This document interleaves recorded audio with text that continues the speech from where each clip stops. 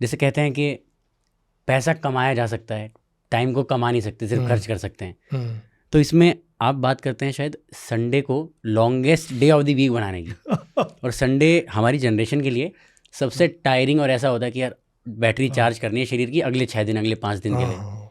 तो संडे को कैसे प्रोडक्टिव बना सकते हैं वीकली प्लानिंग में? ये आपने ना बहुत ज़बरदस्त चीज़, ये मेरे को इस चीज़ का आइडिया मुझे आया जब मैं ब्रिगेडियर था। तो तब मुझे ये आया कि यार ये संडे के दिन हम भी फौज में ऐसे थे, सैटरडे को पार्टी होती है, मोस्टली क्लब का फंक्शन ये जो होता है वो सैटरडे को रखा जाता है, जिससे भी देर रात तक आप करते रहो, पार्टी वार्टी, डांस डूंस ये वो, और संडे को 11-12 बजे उठना और फिर जो है मंडे को दोबारा अगले हफ्ते का स्टार्ट करेंगे। लेकिन मेरे को ये आया कि एक्चुअली देखा जाए संडे को सड़कें खाली होती हैं, स्टेडियम खाली होते हैं और हवा बड़ी साफ़ रहती है क्योंकि गाड़ियाँ कम चलती हैं, पशु पक्षी खुश रहते हैं क्योंकि उस दिन इंसान जो है कम एक्टिविटी करता है। तो मुझे लगा कि अगर हम संडे को लॉन्गेस्ट डे बनाएंगे तो हम अगले हफ्ते का बहुत सा काम संडे को कर सकते हैं, in being a proactive individual, और बचा हुआ काम भी कर सकते हैं। तो मैंने ये कॉन्सेप्ट देना शुरू किया, तब से अपने जवानों को बोलता था मैं। ये बात मैं कर रहा हूँ 2013-14 की, जब मैं ब्रिगेडियर था और एक बहुत बड़ी टैंक ब्रिगेड को कमांड करता था मैं। 150-200 टैंक थे मेरी कमांड में। तो उनसे जब बात करता तो मैं ऐसी चीज़ों पे तो मैं ये कहता हूँ संडे को उठो 4-5 बजे और सो रात को 12 बजे। और अगर लेज़ी फील कर रहे हो कुछ मंडे ट्यूसडे वेंसडे को यदि क्लास मिस कर लो, वहाँ सो जाना, ऑफिस में सो जाना, you will recover in a day और टू।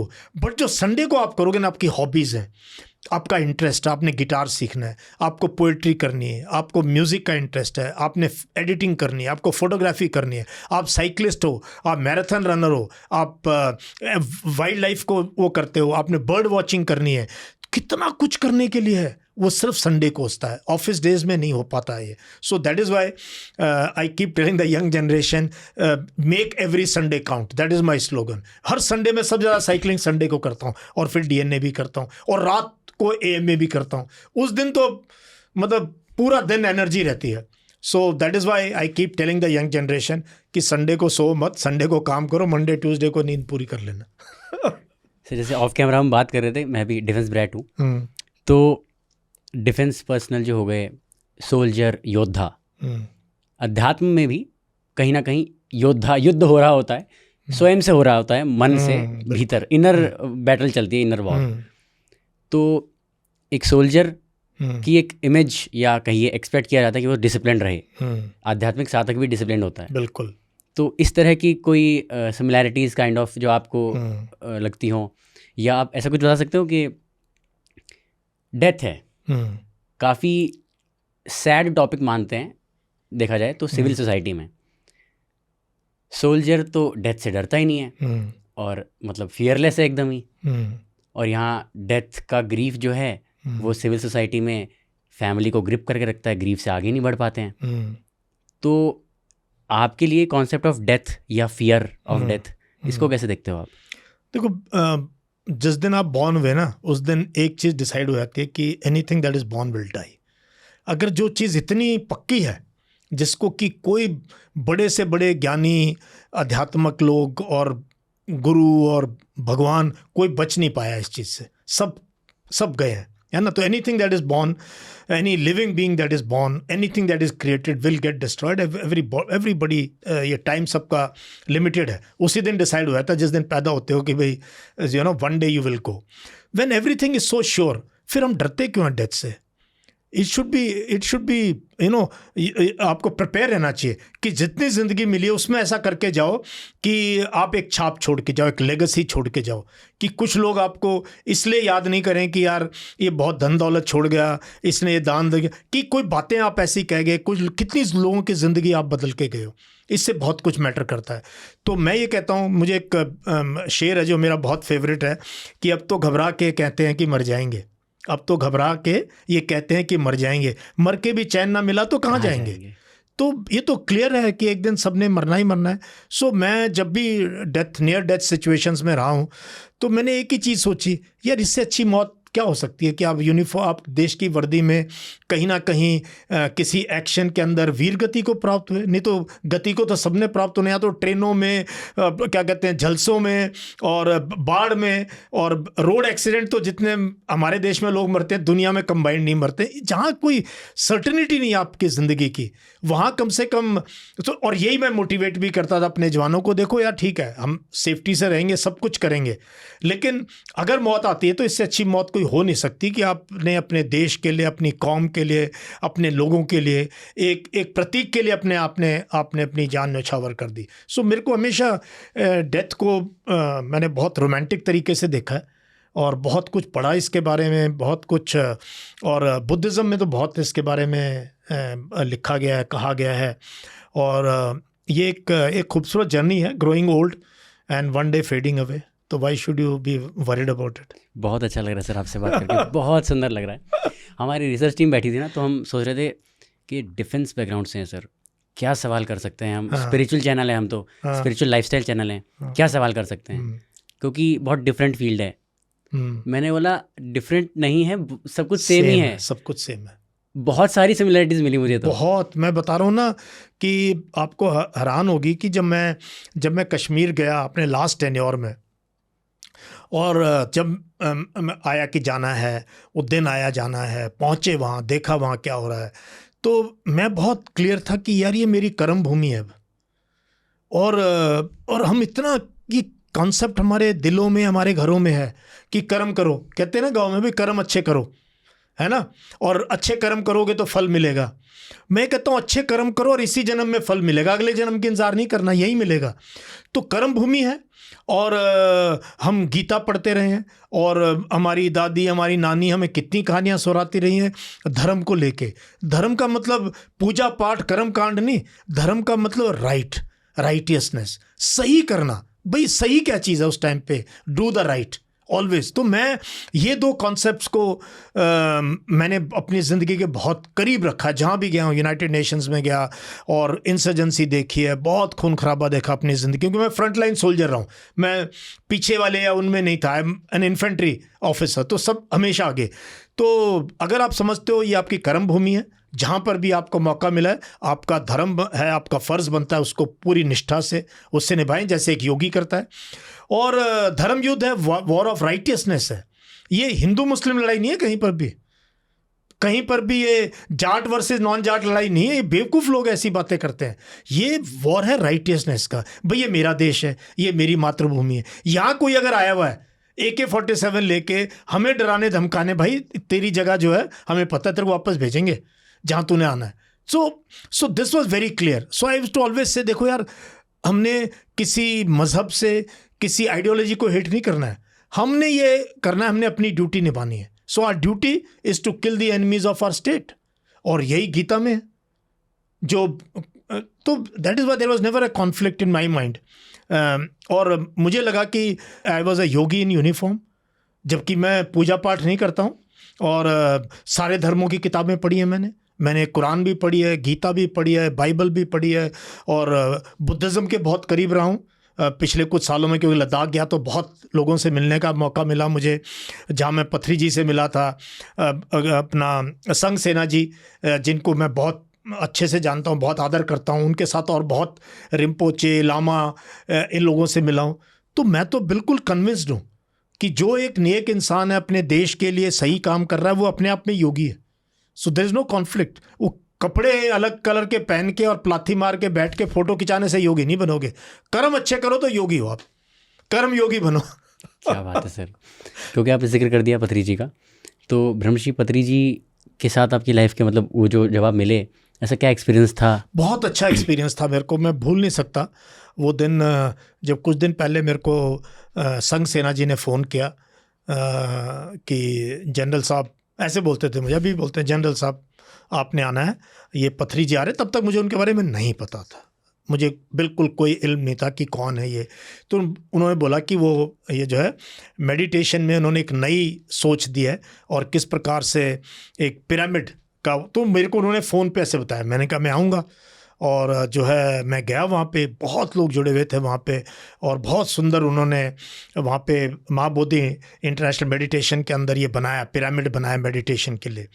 तो मैं अपनी खुशकिस्मती मानता हूँ, मैं मिला उनसे, मैंने बातचीत करी, उन्होंने हम इनॉग्रेशन में शामिल थे, और वो नीचे भी बैठने की जगह थी, ऊपर भी चढ़ के, और वो पिरामिड का जो एक इफेक्ट है कि ये कमाल की इंसान का माइंड है जो एक पिरामिड बनाया है, और वहाँ से मेडिटेशन को लेके जोड़ने का काम तो पथरी जी का है। तो मुझे अच्छे से याद है उनके हाथ का फील, उनको मिलना, उनकी बातें, और मैं दलाई लामा जी से ही मिला हूँ, और मुझे लगता है जो सचमुच के स्पिरिचुअल लोग हैं ना, उनमें एक बच्चे जैसा एक स्माइल, एक इनोसेंस होती है, चाइल्ड लाइक इनोसेंस, उसको मैं सही गुरु मानता हूँ, जिसमें कोई छल कपट नहीं है, बड़ी सहज बात करनी, प्यारी बातें करनी, और सिंपल, कोई मंत्र इधर उधर की कोई बातें नहीं, very very simple. And so मुझे बहुत मेरे लिए स्पिरिचुअली बहुत अपलिफ्टिंग डे था जब मैं मिला, और जब मैंने वहाँ छोटी सी मेडिटेशन करी हमने वहाँ पे, उसके बाद भी मैं गया वहाँ पे, तो I remember it very very fondly. आपके एक्सपीरियंसेस सुन के बहुत अच्छा लग रहा है सर। अभी जैसे इंसिडेंट्स आपकी लाइफ के कुछ मैं पढ़ रहा था, बहुत इंट्रीगिंग लगे। ढाका की जो 2 माइल रन इन ढाका, हाँ, वो बताइए सर एक बार। वो क्या है ना कि मैं कश्मीर में था और मैं लेफ्टिनेंट कर्नल बन गया था, तो हमारा स्टाफ कॉलेज एक एग्ज़ाम होता है जो बहुत प्रेस्टिजियस होता है, आर्मी, नेवी, एयरफोर्स में सीनियर रैंक में अगर जाना तो आपको एग्ज़ाम पास करना। तो मैंने इंडिया में 95 में वो एग्ज़ाम पास किया था, और मैं अपना स्टाफ कॉलेज वेलिंगटन में मैंने 1 साल का कोर्स किया, बहुत इंपॉर्टेंट कोर्स होता है। उसके बाद क्या होता है, हम विदेश में भी एक्सचेंज प्रोग्राम में अपने ऑफिसर्स को भेजते हैं। हम USA भेजते हैं, फ्रांस भेजते हैं, अमेरिका भेजते हैं, और हम बांग्लादेश भी भेजते हैं। अब कमाल की चीज़ क्या है, USA, फ्रांस, जर्मनी वगैरह में हम भेजते तो वहाँ पे इंडिया है, पाकिस्तान है, सब आते हैं, लेकिन हमारी ट्रीटमेंट वही है, एक थर्ड वर्ल्ड कंट्री है, ये फैक्ट है, देखो हम इसको झुठला नहीं सकते। लेकिन बांग्लादेश एक ऐसी जगह है जहाँ पर उनका है command and general staff college है, और वो एक जगह है जहाँ चाइनीज़ भी आता है, पाकिस्तानी भी आता है, भारतीय भी आता है, और बाकी देश भी अपने साउथ ईस्ट एशिया के, अमेरिकन्स भी, वो सब आते हैं। लेकिन वहाँ पर नज़र रहती है 2 लोगों पे, पाकिस्तानी क्या कर रहा है, कैसे परफॉर्म कर रहे हैं, इंडियन ऑफिसर कैसे हैं, क्या परफॉर्म कर रहे हैं, हमें बिल्कुल बारीकी से देखते। तो मुझे इस चीज़ का तो मुझे था कि ये होगा। तो जब मेरा इंटरव्यू आया तो मैंने पूछा, भाई मेरे को क्यों भेज रहे हो? तो मुझे पता लगा कि बांग्लादेश, इंडियन आर्मी जो है बहुत सोच समझ के डीप सिलेक्शन करती है कि बेस्ट पॉसिबल उस टाइम पे जो अवेलेबल ऑफिसर उसको भेजा जाए। इसीलिए जो बांग्लादेश गए हैं इंडियन आर्मी के ऑफिसर, सब के सब मेजर जनरल, लेफ्टिनेंट जनरल, बहुत सीनियर रैंक से रिटायर हुए हैं। मतलब इतनी पहले आर्मी ने सोचा कि भाई कैसा ऑफिसर भेजना चाहिए। तो जब मुझे मेरा इंटरव्यू हुआ, ये प्रॉपर सिलेक्शन होता है, ऐसे नहीं कि किसी ने नाम भेज दिया फाइल में जान पहचान है, कुछ ही सडनली आता। आप जाओ वहाँ, 5 लोगों के बीच में आपका सिलेक्शन होता है, वो आपको देखते हैं, हमारी लीडरशिप देखती है अलग अलग इंटरव्यू करके। तो मेरा उसमें सिलेक्शन हुआ, तो मैं सीधा कश्मीर से मैं ढाका गया वहाँ। तो वहाँ मैं 1 साल रहा, और वहाँ मेरे साथ जो है कंपटीशन में पाकिस्तान आर्मी ने 2 आर्मी के मेजर भेजे हुए थे, एक आर्मर्ड कोर के थे, एक गनर थे, आर्टिलरी के थे, एक उनके नेवी के भी थे, और तीनों के तीनों काफ़ी सीनियर थे, मतलब मेरे आसपास 1-1.5 साल मेरे से जूनियर रहे होंगे, और वो भी वहाँ स्टाफ कॉलेज कर चुके थे, तो उन्होंने भी अपने तरफ से बेस्ट भेजे थे। तो मेरे को ये था भाई मैंने यहाँ परफॉर्म करना है। जबकि कोई और सोचेगा यार 2 साल कश्मीर में काटने के बाद ढाका जैसे शहर में रिलैक्स करेंगे, आराम करेंगे, फ़ौरन गए हैं, वहाँ कौन सा कितना काम करने की ज़रूरत नहीं। लेकिन नहीं, वहाँ मैंने बहुत काम किया, और वहाँ हर चीज़ में अपने आप को बेस्ट प्रूव किया। जो भी प्रोफेशनल एक्टिविटीज़ हैं, स्पोर्ट्स, बास्केटबॉल है, फुटबॉल है, बैडमिंटन है, हर चीज़ में मैंने हिस्सा लिया वहाँ पे। और एज ए फैमिली हमने वहाँ प्रूव किया भाई ये इंडिया है, देखो इंडियन आर्मी के ऑफिसर्स को देखो आप जरा इनका हुआ। तो वहाँ पे एक बड़ी इंटरेस्टिंग चीज़ ये हुई कि एक दिन मैंने देखा वेडनेसडे या थर्सडे को एक नोटिस लगा हुआ था हमारे कॉलेज में, हम स्टूडेंट थे, वहाँ क्लासेस होती थी वो, कि भाई इस फ्राइडे को, वहाँ फ्राइडे की छुट्टी होती है, फ्राइडे को छुट्टी होती है, तो कि इस फ्राइडे को जो है ऑफिसर्स का BPET रन होगा। BPET is battle proficiency efficiency test. ये आपकी कि आप बैटल में कितने प्रोफिशिएंट हो उसका टेस्ट होता है ये। तो इसमें जो है 2 मील की दौड़ होती है, that is equal to 3.2 kilometres. फिर रोप होता है, स्विमिंग का टेस्ट होता है, फिर आपने अपनी वेट के एक साथी को 90 मीटर दौड़ के लेके जाना, टाइमिंग है, फिर कई चीज़ें 5-6 टेस्ट होते हैं। बट इसमें सबसे प्रेस्टिजियस होती है वो दौड़, जिसमें कि आप पूरा पिट्ठू लगा के अपना वेपन बड़े बूट में और कॉम्बैट ड्रेस में आपने 3.2 किलोमीटर दौड़ना होता है। और मैं बहुत सालों से दौड़ा नहीं था, क्योंकि कश्मीर में तो ऑपरेशन कर रहे थे, और हमारे यहाँ दौड़ जो है 90 के दशक में ये चेंज होके 5 किलोमीटर हो गई थी। तो बिकॉज वो very tough, 2 mile is very tough. 14 minute 15 second कुछ में एक्सेलेंट होता है, और बहुत कम लोग एक्सेलेंट आते थे। जब मैं IMA में था, मेरी कंपनी में मैं था और एक आधा और था जो एक्सेलेंट आता था, बाकी गुड में आते हैं, तो इट्स वेरी टफ। तो मैंने कहा चलो यार हम भी थोड़ा जॉग कर लेंगे। तो कोई विदेशी नहीं आया, वहाँ 30-35 ऑफिसर थे, उन्होंने लिखा था footnote, foreign officers only if you are volunteer and willing, but compulsory for the local officers, that is Bangladesh army, navy, air force के 100-150 जो ऑफिसर कोर्स कर रहे थे। तो मैं गया तो वहाँ सब मेरे से पूछा रहे, कर्नल, भारत के कर्नल भी आ गए हैं, लेफ्टिनेंट कर्नल था मैं, तो सर आप क्यों आए हो यहाँ पे, ये वो। तो मैंने कहा यार मैं तुम लोगों के साथ मैं भी थोड़ा सा ना जॉग कर लूँगा, बहुत दिन हो गए हैं, मैंने आई हैव नॉट रन। कहता चलो सर ठीक है ये ना करके। तो उन्होंने बोला स्टार्ट होगी रेस। अब मेरे अंदर वो मिलिट्री स्कूल का कीड़ा है या ये हरियाणा बास का कीड़ा है, मुझे पता नहीं है, या मेरी जो यूनिट है फर्स्ट गार्ड में कहाँ से है ये। मैं भाई पीछे नहीं रह सकता ज़िंदगी में, कोई कंपटीशन होगा I play to win, I don't play to just play. मैं प्रैक्टिस मैच में मैं जीतना चाहता हूँ, मेरे ये दिमाग में है। तो दौड़ शुरू हुई तो मैंने तो आई टुक ऑफ, मैंने कहा देखी जाएगी। तो जब हाफ वे पहुंचे ना हम, तो मैंने रियलाइज किया कि मेरे पीछे कोई है ही नहीं, मतलब काफ़ी पीछे बूटों की आवाज़ आ रही थी, कम से कम 100-150 मीटर मेरे नेक्स्ट था। और वो सोचो मेरे से 8-9 साल जूनियर थे वो ऑफिसर्स, उसमें पैरा कमांडो भी थे, सब थे। मैंने कहा ये तो कमाल हो गया भाई। और मैं फिर तो अब जान लगा दी मैंने, कहाँ से वो जान आई, क्योंकि इंडिया का फ्लैग पहना हुआ था, इंडिया की यूनिफॉर्म पहनी हुई थी, इंडियन आर्मी को रिप्रेजेंट कर रहा था। तो वो रेस ख़त्म हुई और मैं उसमें फर्स्ट आ गया, और सारा कॉलेज हैरान। और जब तक मैं पहुंचा घर में तो वाइफ को पता लगा, और सब पूरे कॉलेज में खबर फैल गई, और जो है वो पाकिस्तान एम्बेसी तक खबर चली गई, क्योंकि छोटा कंट्री जल्दी फैल। तो उन्होंने अपने ऑफिसर्स को फ़ोन किया, उन्होंने उनको गालियाँ सुनाई जैसे फौजी सुनाता है सीनियर जूनियर को। मैं टीवी पे बोल नहीं सकता हूँ कि ब्लडी तुम लोग क्या कर रहे हो। सर कुछ नहीं, आज तो फ्राइडे है, आज हाफ डे है। हाफ डे क्यों है? कहता वो आई थिंक कोई बांग्लादेश ऑफिसर्स की BPT चल रही है। कहता no, the Indian colonel has run and he has come first. तो उनको तो मेरे साथ ही रहते थे, मेरे दोस्त बन चुके थे। तो मैं गया कॉलेज में 10:30-11 बजे, तो उन्होंने मुझे बुला लिया। जब उन्होंने मेरे से पर्सनल बात करनी होती पंजाबी में बात करते थे, क्योंकि बंगाली ना सुने। तो कहते सर जी तुहाडे नाल गल करनी है। मैंने कहा हाँ भी। तो मुझे सर कहते थे, मैं थोड़ा सीनियर था उनसे, तो साइड में ले गए। कहता सर जी तुसी की करता आज? मैं कहा की किता भाई? मैं कहता सर आप नठली आज भाग लिया आप, और हमारे पास तो एम्बेसी से फ़ोन आ गया और पूरे कॉलेज में आपका चर्चा चल रहा है, आपका नाम चल रहा है। मैंने कहा यार कोई खता होगी, कोई गलती होगी भाई। कहता नहीं सर अभी हमारे पर जो है ये प्रेशर आ गया कि यार जब इंडियन कर सकता है। तो मैंने कहा देखो मैंने जान करके नहीं किया ना, मैंने आपको शो डाउन, और मैंने किया भी नहीं। मैं क्यों किसी के साथ कम्पीट और कंपेयर करूं? I am what ever. तो वो जो है उस इवेंट ने मेरा नाम उस कॉलेज में और अपने देश का नाम, मेरी फ़ौज का नाम बहुत जो है। फिर मैंने कई साल के बाद उस पर एक एनेक्डोट लिखा था किसी ऐसी मैगज़ीन में, बट मुझे नहीं पता था वो इतना पॉपुलर हो जाएगा। वो भारत के हर व्हाट्सएप ग्रुप में चला, फिर वो पाकिस्तान पहुंच गया उनकी आर्मी के व्हाट्सएप ग्रुप में, और कहाँ का चला।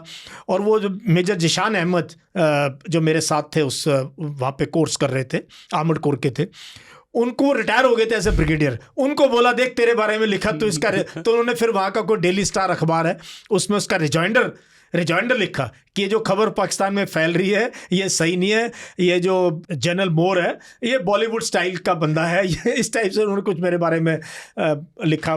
मैंने कहा ठीक है। अब वैसे भी I never want to hurt anyone's feeling, तो मैंने कभी भी ना तो दौड़ इसलिए करी और ना ही मैंने उसके बारे में लिखा to show down anyone. They are very good people. I have personally मेरी कभी किसी से दुश्मनी है नहीं।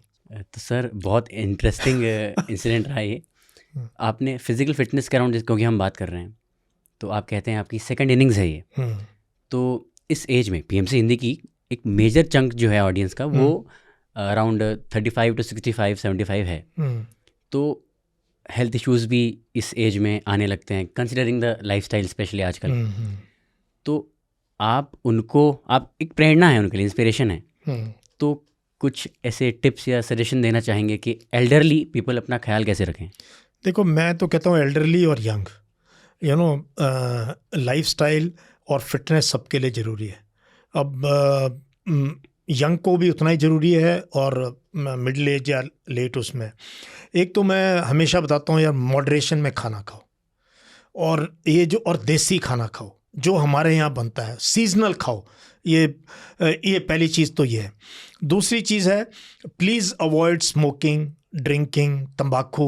इन पे मैंने बहुत वीडियोस बनाई हैं, सरोगेट ऐड पे और ड्रिंकिंग पे और स्मोकिंग पे, तंबाकू यूज़ पे बहुत मैं खुल के बोलता हूँ इन चीज़ों के ऊपर। तीसरी चीज़ मैं कहता हूँ at least give your self 30 minutes a day.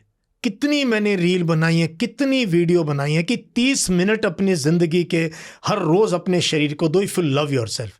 सो पहले बात तो अपने शरीर से प्यार करो। और देखो जब हम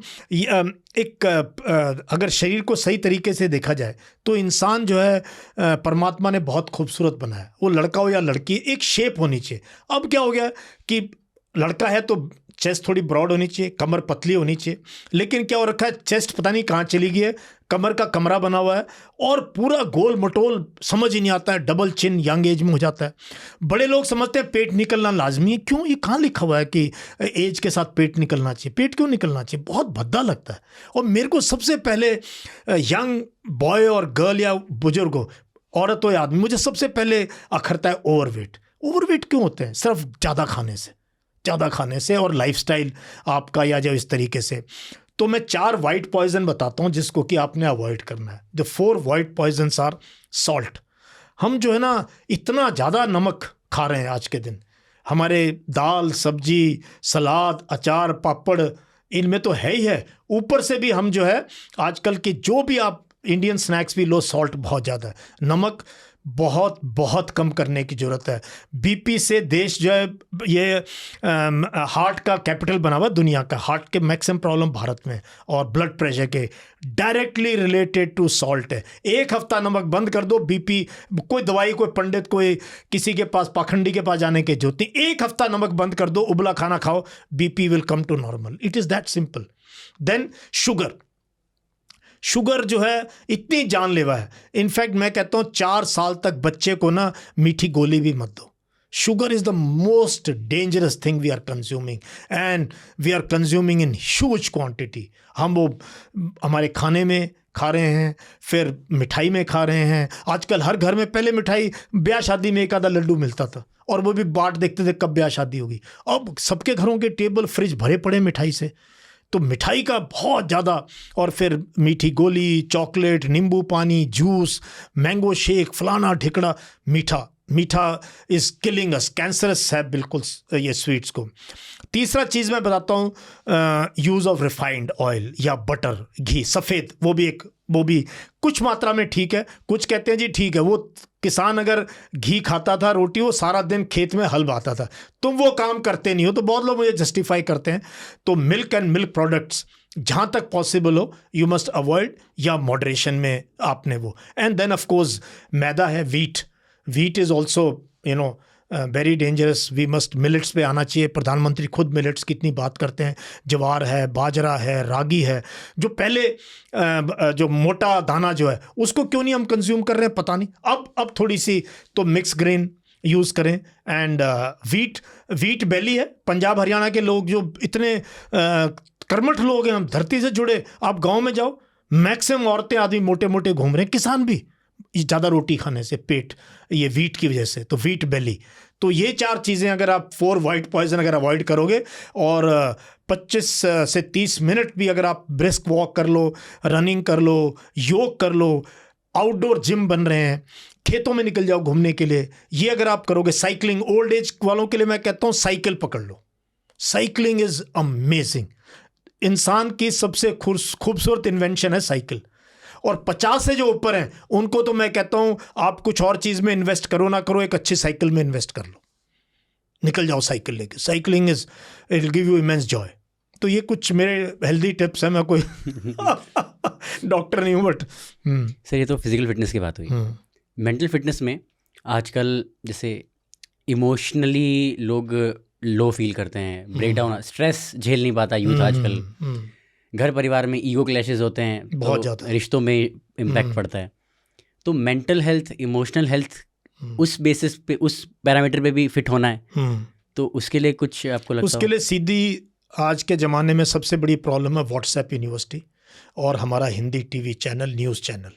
इन लोगों ने जो पिछले 10-12 साल में इस देश का दिमाग ख़राब किया ना, और ख़ास तौर पे रिटायर्ड लोग, ख़ास तौर पे 50 के जो घर बैठे हैं, सारा दिन टीवी न्यूज़ सारा दिन चल रहा है, उन्होंने जो इस वक्त का जब इतिहास लिखा जाएगा ना, तो maximum stress, maximum division society में, मैक्सिमम जहर इन लोगों ने घोला है। एक तो ये फॉरवर्ड, और दूसरा ये हमारा टीवी न्यूज़, सारा दिन लड़ाई पे लगे हुए हैं ये लोग। तो सबसे पहले तो आप कृपया करके इन 2 चीज़ों से बाहर निकलो। सोशल मीडिया को, हर एक कोई सोशल मीडिया पे आजकल, आपकी आईडी नहीं भी है तो भी आप इंस्टाग्राम देख रहे हो, फेसबुक देख रहे हो, ट्विटर देख रहे हो, ये वो रील देख रहे हो, नहीं तो यूट्यूब देख रहे हो। इसमें बहुत वाहियात लोग हैं जो कि वो कैसे सिस्टम काम करता है, वो सिस्टम काम करता है आपके अंदर गुस्सा जगाना है। आपके अंदर गुस्सा जगेगा तो आप उसको लाइक करोगे, वो आपको फिर उतना ही वो भेजेगा। इनका पूरा एल्गोरिदम की लड़ाई है, और ये हमारा दिमाग, हमारे ब्रेन को रीवायर कर रहे हैं। पहले भी था स्ट्रेस, बट ये स्ट्रेस की हालत नहीं थी। रिश्ते, पॉलिटिकल पार्टी को वोट देने पे भाई भाइयों की लड़ाई हो जाती, दोस्त ग्रुप छोड़ देते हैं सब कुछ, और वो पॉलिटिशियन शाम को इकट्ठे खाना खा रहे हैं। तो ये सारा का सारा, तो पहला प्रॉब्लम तो ये है। दूसरी चीज़ ना जो मैं देखता हूँ कि कहीं ना कहीं हमारी महत्वाकांक्षा और हमारी एस्पिरेशंस ना बहुत ज़्यादा हो गई हैं, और ये मेरी एज के लोगों में ना एनवी और जेलसी ना कूट के भरी है। मैं सोचता जैसे बड़े होंगे ना छोड़ देंगे सारी चीज़ें। बचपन में इनफैक्ट हम प्योर थे, जब स्कूल कॉलेज में थे, कोई IAS चला गया, कोई NDA चला गया, कोई जेलसी नहीं थी, अरे यार बढ़िया यार देखेंगे हम भी। अब जो है बहुत ज़्यादा कंपेयर करने लगे हैं एक दूसरे, अपना नहीं देख रहे कि आपके पास क्या है, दूसरे का देख रहे हैं। तो बहुत से बुजुर्ग लोग और औरतें जो है एनवी और जेलसी से भरे हुए हैं, और ऊपर से टेलीविज़न, ऊपर से सोशल मीडिया, ऊपर से कि हम खतरे में। भाई कोई खतरे में नहीं है इस वतन में, इस वतन में कोई खतरे में नहीं है, सब खुशहाली है, बशर्ते आप अपने आप को, अपना दिमाग ठीक कर लो। तो स्ट्रेस के लिए मैं यही कहूँगा कि अपनी एस्पिरेशंस, अपने गोल्स, उनको अलाइन करें। और अगर आप फिजिकल फिटनेस में हो, हर एक चीज़ का मेरे पास तोड़ है, ½ an hour to 1 hour of outdoor activity. बाहर निकल जाओ, घर में लड़ाई हो रही है ना, withdraw your self, just withdraw, बाहर निकल जाओ। नेगेटिव इवेंट से मेरे अगर आप AMA सेशंस की प्लेलिस्ट देखोगे ना, जो मैं ask me anything session Saturday को करता हूँ, तो वो 10-12 सेशन अगर किसी ने देख लिया ना, कोई किताब पढ़ने की ज़रूरत नहीं है, सेल्फ हेल्प बुक की ज़रूरत ही नहीं है। हर सैटरडे मैं धमाकेदार सेशन करता हूँ ऑन पर्सनैलिटी डेवलपमेंट। ऑल घर में झगड़े के होते हैं उसके ऊपर भी है, माँ बाप से रिश्ते कैसे बनाने उस पर भी है, इंटरपर्सनल यंग लोगों की जो रिलेशनशिप है, बॉयफ्रेंड गर्लफ्रेंड छोड़ दिया, ब्रेकअप हो गया, उस पर भी मेरा पूरा का पूरा 1 घंटे का प्रोग्राम है, जिसमें मैं टिप्स बताता हूँ पूरा रिसर्च करके। कम्युनिकेशन स्किल कैसे डेवलप करने हैं, अपने आप को बेहतर इंसान कैसे बनाना है, माइंडसेट कैसे चेंज करना है, पर्सनालिटी कैसे चेंज करनी है, सारी की सारी चीज़ें मैं जो है योगी नहीं हूँ, योगी गुरु नहीं हूँ, लेकिन ये सारी चीज़ें पढ़ाता हूँ बच्चों को। वैसे बुक्स पढ़ते हैं आप? बहुत। आई लिव अमॉन्ग बुक्स, पूरी उम्र मेरी किताबों में निकली है। इस समय हाल ही में कुछ ऐसा पढ़ा हो? अभी मैं आउटलायर्स पढ़ रहा हूँ, उससे पहले मैंने ये फैक्टफुलनेस पढ़ी थी। अब तो मैं बहुत वाइड लिटरेचर पढ़ता हूँ, युवाल नोह हरारी को पढ़ता हूँ, गुरचरण दास को पढ़ता हूँ, और जो है अपना शशि थरूर की मैंने सारी किताबें पढ़ी हैं, रामचंद्र गुहा को पढ़ता हूँ, और न्यूज़पेपर 3 न्यूज़पेपर रोज़ पढ़ता हूँ, और तो मैगज़ीन्स के लिए लिखता भी हूँ, मेरे आर्टिकल्स भी आते रहते हैं। So I read whatever I can lay my hands on. पुराना भी दोबारा पढ़ता हूँ, भगत सिंह को दोबारा, गांधी को दोबारा, नेहरू को दोबारा पढ़ता हूँ, बंकिम चंद्र चैटर्जी को पढ़ता हूँ। प्रेमचंद मेरे favourite, all time favourite is Munshi Premchand. Saadat Hasan Manto का मैंने सारा पढ़ा है, बुल्ले शाह, नानक, कबीर। तो मैं रामधारी सिंह दिनकर, और हिंदी का विद्यार्थी रहा शुरू के साल, तो बहुत हिंदी के जितने उस ज़माने के राइटर्स रहे, लिखा भी पढ़ा भी मैंने। तो इतना कुछ है पढ़ने के लिए किताबों में। तो मैं ये कहता हूँ हर एक को कि आपके घर का जो टीवी का साइज़ है ना, वो अगर आपकी लाइब्रेरी के साइज़ से बड़ा है तो आप अनपढ़ और नालायक हैं। ये जिन भी घरों में टीवी का साइज़ बड़ा है लाइब्रेरी के साइज़ से, तो आप लोग जो है ना, इस पॉडकास्ट के बाद टीवी को तो कर दो साइड में और बड़ी लाइब्रेरी बना लो, और किताबें, बच्चों को किताबें खरीद के दो उनको बर्थडे में। ये केक शेक की प्रथा बंद कर दो, किताबें दो। और कहीं जाते हो, कोई बच्चे से मिलने जाते हो, उसको उसकी एज के हिसाब से किताब लेके दो, और महंगी भी नहीं है, 150, 200 रुपये, 250 रुपये की अच्छी किताबें मिल जाती हैं। सो मैं खुद किताबें प्रेजेंट करना पसंद करता हूँ, और मुझे कोई किताब देता है तो मुझे बहुत अच्छा लगता है।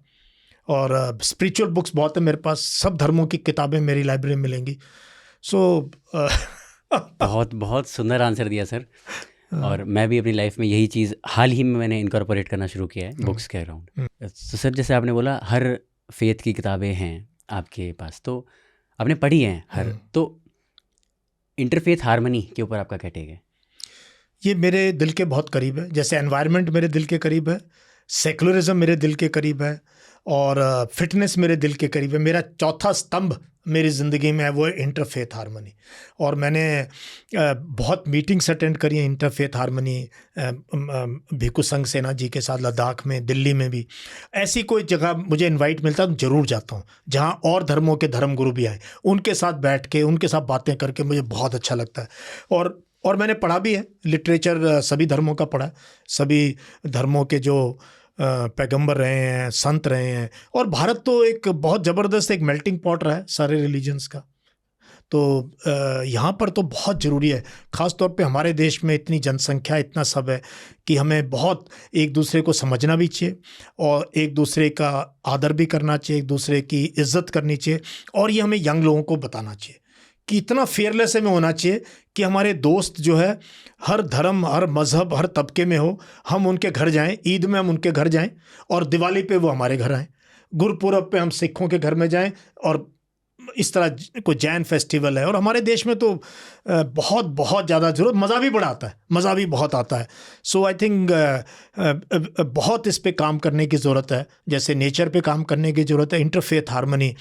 क्योंकि कोई भी धर्म गलत चीज़ सिखाता नहीं है, और उसको तोड़ मरोड़ के किसी भी धर्म के बारे में अगर नेगेटिव फैलाना है तो आप इतना फैला सकते हो कि समेटा नहीं जाएगा हर एक के बारे में। तो ये नहीं है कि कोई, और जो कोई अगर ये सोचे ना कि मेरी बिलीफ दूसरे से अच्छी है, तो फिर अपना दिमाग थोड़ा सा चेक करा लेना चाहिए। सर, क्योंकि फिटनेस के अराउंड भी काफ़ी बात की हमने, तो नेशन को, मतलब इंडिया को रिप्रेजेंट जब कोई स्पोर्ट्स में करता है, ओलंपिक रिसेंट इवेंट जो गया, तो मेडल टैली में इंडिया बेटर परफॉर्म कर पाए, उसके लिए अथॉरिटीज़ ने जो किया है या आगे जो करेंगी वो तो ठीक है, सोसाइटी कैसे कंट्रीब्यूट कर सकती है? क्योंकि हम अभी हरियाणा से आते हैं, मैं भी हरियाणा से आता हूँ। हरियाणा से हम देखते हैं सुबह सुबह 3-4 बजे बच्चे दौड़ना शुरू कर देते हैं। नहीं, वो अब बंद हो गए जब से ये अग्निवीर स्कीम आई है। वो पहले दौड़ रहे थे, अब बंद हो गए। वो दौड़ रहे थे फौज में भर्ती होने के लिए मैक्सिमम, कि चलो यार स्पोर्ट्स हैं, और स्पोर्ट्स एक जरिया भी था आर्म फोर्सेस में आने का, पैरामिलिट्री में जाने का। लेकिन अब जब से ये नीरज चोपड़ा, हाँ, जब से ये अग्निपथ आई, अब दौड़ते हुए बच्चे बहुत कम नज़र आते हैं अभी। तो as far as sports is, देखो स्पोर्ट्स ना, दे बिल्ड कैरेक्टर। स्पोर्ट्समैन आदमी ना बहुत प्यारा होता है, क्योंकि जो आप ग्राउंड पर सीखते हो ना, वो आपको कोई लाइब्रेरी, कोई किताब सिखा नहीं सकती है। और मैं तो सारी उम्र स्कूल से लेके फिर फौज के अंदर भी, इवन सीनियर रैंक में तब भी कॉम्पिटिटिव बास्केटबॉल खेलता रहा हूँ, एथलेटिक्स करता रहा हूँ, बॉक्सर रहा हूँ अपने जो है स्कूल डेज़ में। बहुत बॉक्सिंग करी है मैंने, नाक भी तोड़ाई है बॉक्सिंग के अंदर। तो I played all sports, almost all, cricket, hockey, football सब खेला है। अब लैक कहाँ करते हैं हम? We are not a sporting nation, क्योंकि हमारे घरों में वो कल्चर नहीं है। देखो, देश की जो भी समस्या है ना, उसकी समस्या का हल घर से स्टार्ट होता है। गवर्नमेंट फंड दे सकती है, स्टेडियम बना सकती है, बट उसमें भी आप देखो सारे फेडरेशन पॉलिटिशियन हेड करते हैं। वो सरकार कर सकते हैं इनको बाहर निकालो कि इसमें एक्सपर्ट्स होने चाहिए, एक्सपोर्ट्स पर्सन, वो आपको नजर नहीं आएंगे। सारे के सारे फेडरेशन पॉलिटिशियन रन करते हैं जो कभी जिंदगी में ग्राउंड में नहीं उतरा। सबसे बड़ी प्रॉब्लम ये है। चलो पॉलिटिक्स तो छोड़ दो, आप और मैं कुछ कर नहीं सकते। घरों में हम बच्चों को एंकरेज नहीं करते। ये नंबर लेने की होड़, ये 100 में से 100 ले लो, बस चले तो 100 में से 110 नंबर दिला दे अपने बालक को। कोटा फैक्ट्री, राजेंद्र नगर, मुखर्जी नगर, हर एक कोई चाहता मेरा बच्चा चैंपियन हो जाए, मेडिकल में चला जाए, इंजीनियरिंग में चला जाए। अब इंजीनियरिंग में तो जॉब नहीं लग रहे, मेडिकल में मेडिकल सीट इतनी कम हमारे देश में कि हमारे बच्चे बांग्लादेश जाके मेडिसिन पढ़ रहे हैं, शर्म की बात है। ईरान में जाके पढ़ रहे हैं, यूक्रेन, रशिया, फिलीपींस, दुनिया की कोई ऐसी मेडिकल कॉलेज नहीं जहाँ भारत का बालक पढ़ने ना जाए। तो क्या हो गया हमारे को यार, हमारे पास है ही नहीं इंफ्रास्ट्रक्चर। तो स्पोर्ट्स का जहाँ तक बात है ना, हमारे पास जीन पूल में कमी नहीं है। अब हरियाणा अकेला इतना कर सकता है, मणिपुर हरियाणा मिल जाए तो रेस्ट ऑफ इंडिया को हरा सकते हैं स्पोर्ट्स में, 2 छोटे प्रदेश।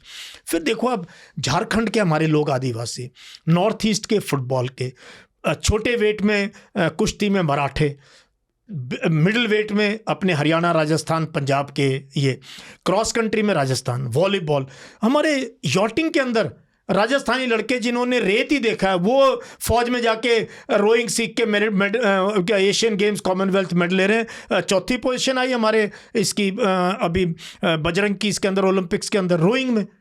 तो जीन पूल की कमी नहीं है। पहले तो घरों में, अच्छा लड़कियां सब ज़्यादा हमारी नाम रोशन लड़कियां कर रही हैं, लेकिन घर वाले जो है 1 या 2% हैं जो लड़कियों को स्पोर्ट्स खिलाते हैं। पता नहीं क्या वो है, वो सेफ्टी सिक्योरिटी से भी हमें करना है। तो I think we must catch them young, और हमें स्कूल के अंदर बहुत फोकस करना चाहिए।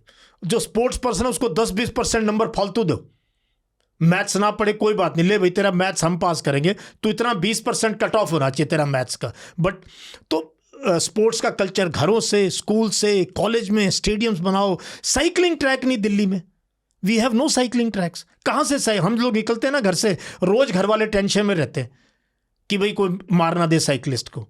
तो मतलब साइकिलिंग के लिए नहीं है, रनिंग के लिए नहीं है।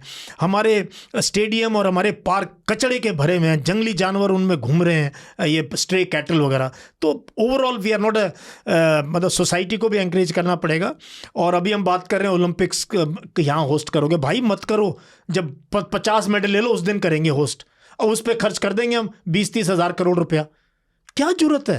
पहले 20-30 हज़ार करोड़ रुपया अगर है तो ग्रास रूट लेवल से शुरू करो।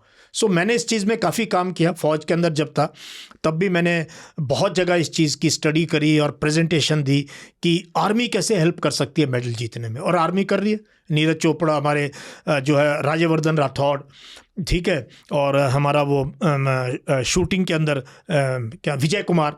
तो अगर एक आर्मी शूटिंग टेक ओवर कर सकती है, आर्मी रोइंग कर सकती है, बॉक्सिंग कर सकती है, तो ऐसे कुछ स्पोर्ट्स आर्मी ले ले, कोई बीएसएफ ले ले। अब उड़ीसा ने हॉकी की रूपरेखा चेंज कर दी, तो उड़ीसा को हॉकी दे दो और किसी हरियाणा को कुश्ती दे दो। इस प्रकार से अगर किया जाए ना, अगर विल पावर हो तो हमें बड़ लगेंगे 20 साल लगेंगे, और हमें तब ओलंपिक्स के लिए दावेदारी करनी चाहिए जब हमारे 20 गोल्ड मेडल आए। तब तक फिजूल है, स्टेडियम बन जाएंगे, तमाशा हो जाएगा, रहेंगे वहीं की रहें। सो आई थिंक स्पोर्ट्स के लिए बहुत एंकरेज करने की ज़रूरत है छोटे बच्चों को। जी सर, अगर हम बात करें यायावरी की, घूमने की, यात्राओं की, तो जैसा मैंने बताया मैं भी डिफेंस में रह रहा हूँ। डिफेंस में क्या है, एक जगह पोस्टिंग रही, 3-4-5 साल रहे, फिर कहीं और, फिर कहीं और, पूरा भारत देख लेते हैं, कई बार दुनिया भी देख लेते हैं। स्पिरिचुअल स्पेस में एंशिएंट से लेके मॉडर्न एज में स्पिरिचुअल मास्टर्स भी हमेशा घुमंतू रहे हैं। तो मतलब आदिगुरु शंकराचार्य ले लें हम, बाबा नानक ले रहे हैं, बुल्ले शाह, विवेकानंद ले लो, कहाँ से कहाँ, फिर कहाँ से कहाँ, फिर वो चले गए अमेरिका। स्पिरिचुअलिटी में भी और मतलब डिफेंस में भी ट्रैवलिंग एक कॉमन, एक और चीज़ मेरी हुई। कैसे आप हैं पर्सनैलिटी डेवलपमेंट कोच, ट्रैवलिंग कैसे हेल्प करती है पर्सनैलिटी डेवलपमेंट में? देखो मेरी ये बहुत तगड़ी पंच लाइन है, मैं सबको बच्चों बोलता हूँ, travelling is an investment in life. Travelling is real investment. अगर करनी है ना, पैसे एफडी वगैरह मत लो, ये आईफोन और ये वो पैसे हैं, सबसे पहले ट्रैवल करो। और ट्रैवलिंग में सोलो ट्रैवल करो। जो आप गुरुओं की, महान आत्माओं की बात करें, वो सोलो ट्रैवलर थे, लोग जुड़ जाते थे, काफिला बन जाता था, कारवां बन जाता था। तो सोलो ट्रैवल करें और शू स्ट्रिंग बजट पे ट्रैवल करो। और मैं जो ये नवविवाहित जोड़ों को कहता हूँ जो थाईलैंड, मालदीव्स, मॉरिशस हनीमून पे यूरोप जाते हैं, यार हनीमून भारत में करो। भारत से खूबसूरत कोई देश नहीं है। मैंने यूरोप घूम लिया, अमेरिका घूम लिया और अफ्रीका घूम लिया, साउथ अफ्रीका, बहुत मेरे को देश ने घुमाया। But most beautiful country is India. North east, Nagaland जाओ, मणिपुर जाओ, मिजोरम जाओ, अरुणाचल जाओ, लद्दाख चले जाओ, Himachal, Uttarakhand, God's own country, अपना लक्षद्वीप, अंडमान निकोबार आइलैंड्स एंड मध्य प्रदेश, हरियाणा कौन सा कम है। हमारे खेतों में घूमा, इतनी बढ़िया फोटो कहीं नहीं मिलेगी आपको जो वहाँ निकलेगी। राजस्थान। तो मैंने अपनी ज़िंदगी में जो है, for me travelling has been an investment. जब हम यूएन में थे और उस दशक में, जबकि यहाँ भी तनख्वाहें बड़ी कम थी और बहुत एक कंजूसी का माहौल था, इनसिक्योरिटी का, तब भी मैंने अपने हार्ड अर्न मनी में मैं 20 दिन का मैंने यूरोप टूर किया 4 दोस्तों के साथ। और वो जो पिक्चर बनी थी ना, ये ज़िंदगी ना मिले दोबारा, उससे बेटर एक्सपीरियंस था हमारा। हमने पेरिस में गाड़ी खरीदी। उस ज़माने में क्रेडिट कार्ड नहीं था हमारे पास। वो कहते सर, मैंने कहा हमें कार चाहिए हायर पे, कहता क्रेडिट कार्ड है। हमने क्रेडिट कार्ड, भारत बहुत पीछे था भाई, क्रेडिट कार्ड नहीं था हमारे पास, ना डेबिट कार्ड था। कहते सर कार तो मिलेगी नहीं यहाँ।